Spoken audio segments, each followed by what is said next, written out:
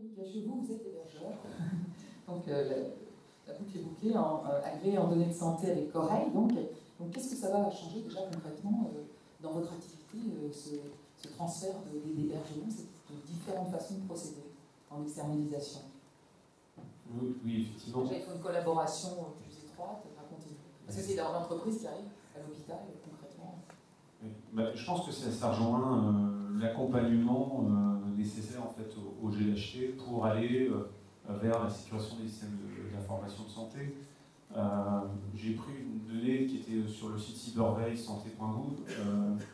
Au dernier trimestre, le secteur santé aux États-Unis est devenu le premier secteur attaqué par les hackers pour aller pirater de la donnée de santé.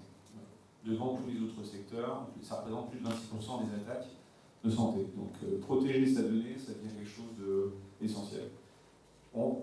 On a rencontré, en tant qu'hébergeur de données de santé, pas mal de GHT qui avaient des problématiques, certification, pas certification, externalisation, qu'est-ce que je dois faire. Et en fait, on s'est aperçu qu'ils avaient déjà fait beaucoup d'investissements dans des salles, qu'ils savaient faire fonctionner un système de santé, de le faire fonctionner pour un CHU ou pour cet établissement, c'est un peu la même problématique. Sauf que quand on veut aller partager de la donnée et la suivre, il y a un certain nombre de systèmes et de bonnes pratiques qu'il faut mettre en place et dont ils n'avaient pas l'habitude et qui mettraient 1 an, 2 ans, 3 ans à avoir. Et ces bonnes pratiques, Corail les possède.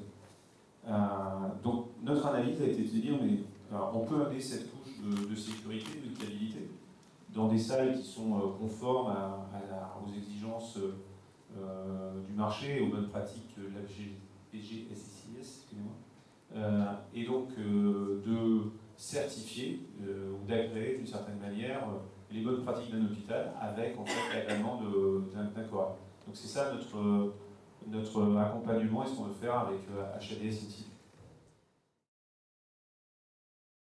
Je vais passer la parole à Julien Bertel. Donc vous êtes notre témoin du terrain. Qu'est-ce que ça va changer de faire revenir l'HADS dans vos lieux? Racontez-nous. Quelles étaient les contraintes que vous aviez? Quelles sont les nouvelles contraintes qui apparaissent? Et les simplifications aussi qui apparaissent, l'évolution du système. Alors, simplification, je ne sais pas. Si on regarde le cadre du GHT, on va dire, la première question qu'attendent nos utilisateurs, c'est... Juste un petit mot, vous pouvez nous rappeler la nature de votre GHT? Ils ne sont pas tous pareils. La composition de votre GHT? Alors, on est un GHT moi je suis un CHU, on est 7 établissements. Il y a 4 établissements MCO, 3 établissements SSR EHPAD.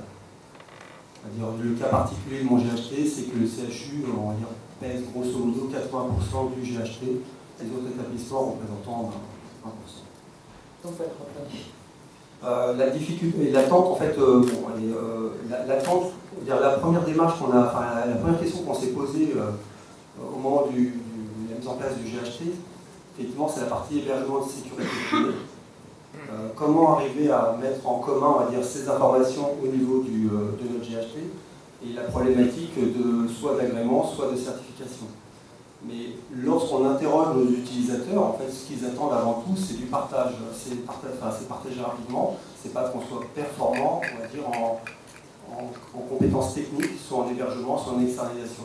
Ce qui sous-entend que dans la démarche GHT, et je ne suis pas le seul, j'ai des collègues autour dans la région, où la priorité qu'attendent nos médecins, nos utilisateurs, c'est avant tout de partager, c'est d'avoir le parcours de santé en ligne de mire et converger, on va dire, sur des systèmes communs ensuite.